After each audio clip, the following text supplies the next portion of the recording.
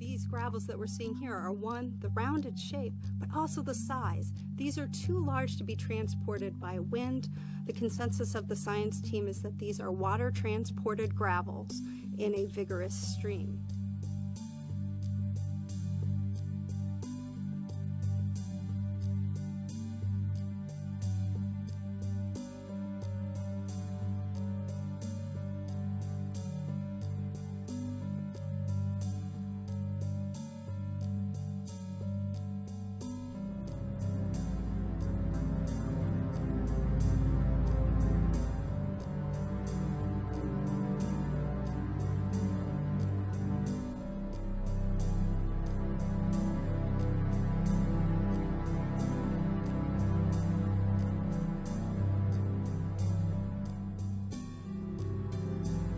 When we looked at the layer with our high-resolution Mastcam camera, we found that it was comprised of sand grains and small pebbles that had become cemented to form a hard layer.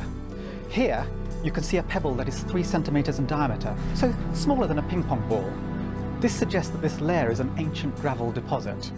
The surprising thing is that when we looked at the pebbles closely, we discovered that many of them were quite well rounded.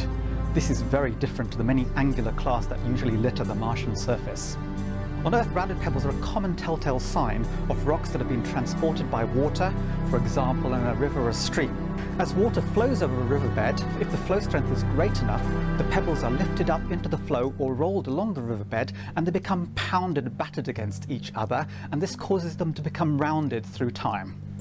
So what we think we might be seeing here on Mars is an ancient riverbed with the pebble beds representing old stream deposits. The size of the pebbles tells us that these rocks could not have been transported by the wind.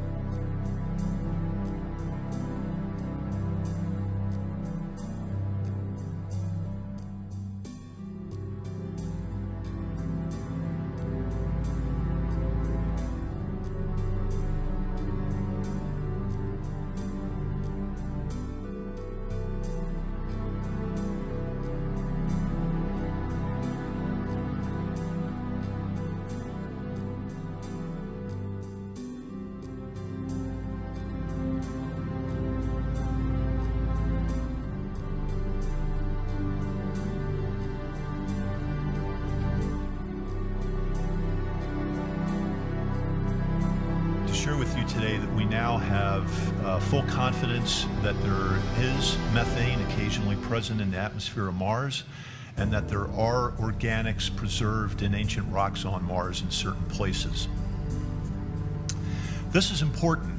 Methane in the atmosphere and organics in ancient rocks are important because they are chemically reduced molecules.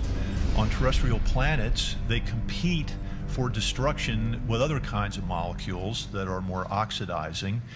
And their preservation and occurrence is a certain matter of luck, for which science must provide a search paradigm in order to better understand how these materials are produced and where they go. But most importantly, they can both be consistent with the former presence of life, or the existing presence of life.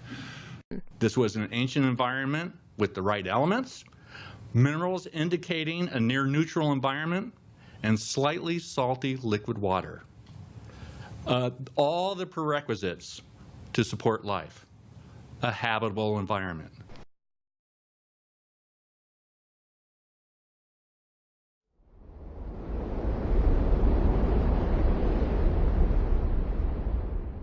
I think we have found a habitable environment that is so benign and supportive of life that probably if this water was around and you had been on the planet, you would have been able to drink it.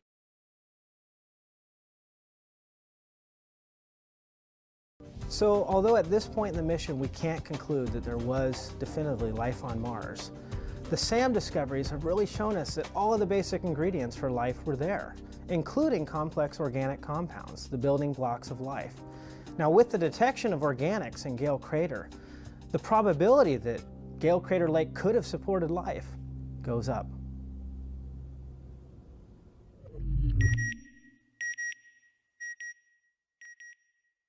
Mars is very Earth-like, or at least used to be very Earth-like. It is a planet, sister planet to Earth.